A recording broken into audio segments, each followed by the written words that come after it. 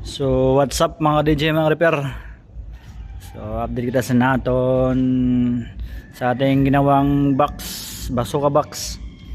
So dalihan natin to para mahabol natin sa 30 and 31. Yan, para ma-testing natin. Doon tayo mag sound check sa graduation mismo, sa gigs natin. Dalhin natin to. Yan, to isang piraso pa, oh. So ito, goods na tong pag masilya na lang. And then tapos ng masilya, buffingin natin. Then sakto-sakto lang na umabot yung ating in-order na compressor.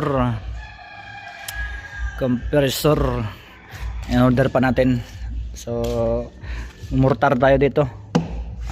Mortar yung ibanat natin. Let's go.